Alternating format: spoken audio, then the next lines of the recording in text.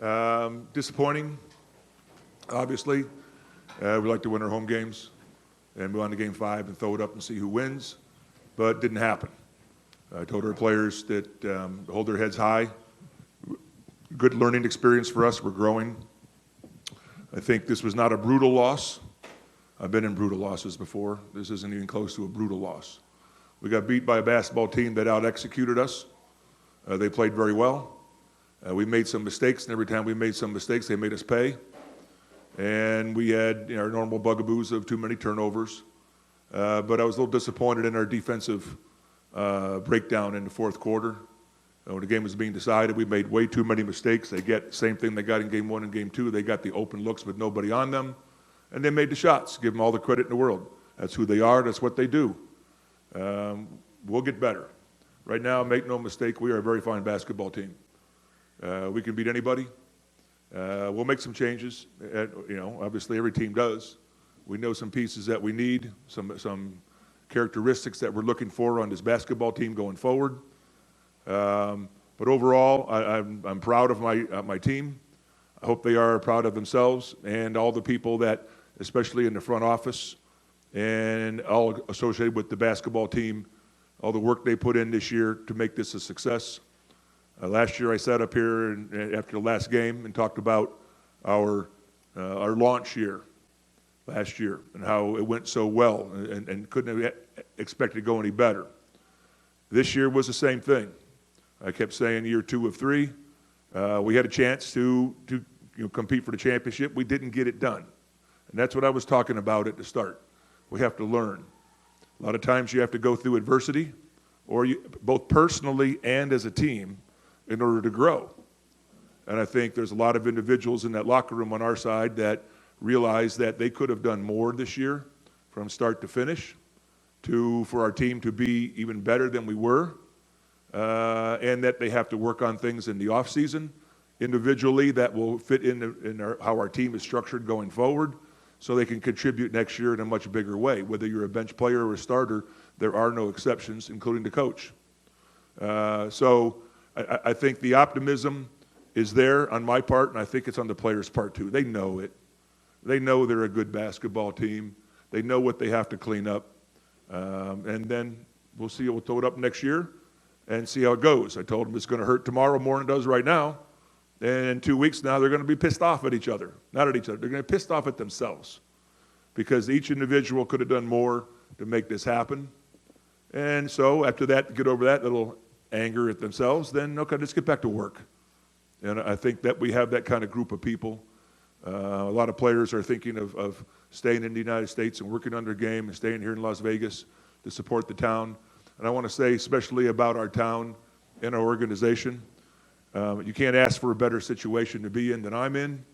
And our players, they know that also.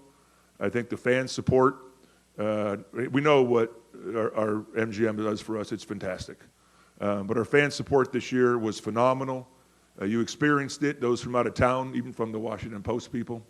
You experienced it, what a great environment this is. They want a winner. We got one. Now we got to prove it. Go ahead. Sam Gordon, Las Vegas Review-Journal. Bill, what are you hoping your team can take away specifically from this series and playing against a team like Washington that has cohesion, execution, things like that, composure in Well, the first thing we'll take away is that while we got beat and they beat us, okay, we also beat ourselves. We had close games that we could have won if we limit our mistakes. We have to get all players, playing at the same energy level. We know what happened to us, okay? So that's why we can't hang our heads, because we know that it's a learning experience. And I think going forward, yeah, we're all excited about this situation. Ed Graney, Review-Journal, they credited mostly Deladon to what happened to Asia Wilson, 4 shots. What do you say what happened? Yeah. Deladon? You believe that? I'm asking you. You're the coach. They said it was Deladon. Yeah. They'll pat themselves on the back every day. No, Asia, I think, hit a wall. I think she just got the whole season just came crashing down on her today. Her energy level was nowhere near where it needed to be in a game like this. I don't fault her. She's a young player. But she also realizes, I hope she realizes that, you come into the season. She had an injury last year and overseas, but she got over that one. But came in and not in the top condition. Throughout the course of the season, she didn't work on her conditioning or on individual characteristics of her game that's necessary to compete in this environment. I don't think she understood how hard this is on both sides of the ball. And I think that just wore on her, and it came crashing down on her today. She wasn't able to provide that energy out there. You saw the difference between Asia's energy and Hamby's energy. It was like, oh, crap. Well, that's why Hamby, I played her all down the stretch, because I needed that energy. When Asia plays with energy, all her instincts take over. Today it wasn't there. It was nothing that Washington did. I don't give them credit for that. Give them credit for winning the game, but no, Asia was their own enemy today.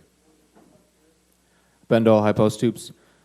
And by the way, I'll live and die with Asia Wilson all day long.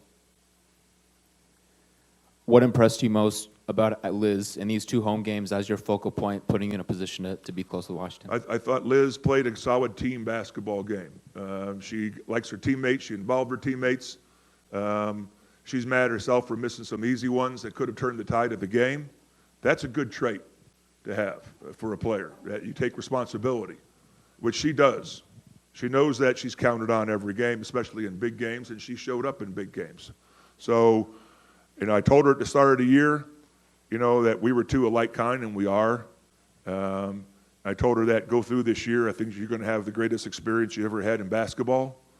Even though we didn't win, I think she did. If you ask her when she comes up here, I think she's going to say this was phenomenal for her, and she's really excited about coming back.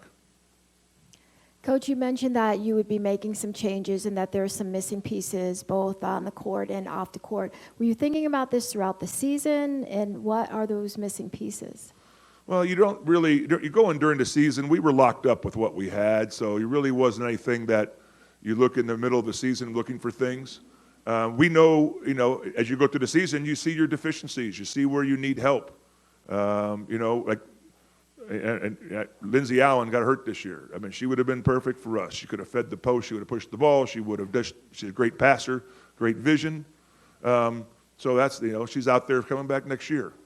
So, but as other free agents, it's a good free agent year for things that we need. But that's a subject for a different day. Let's just stick on to what happened today and in this series. Thanks a lot, Coach. Cool.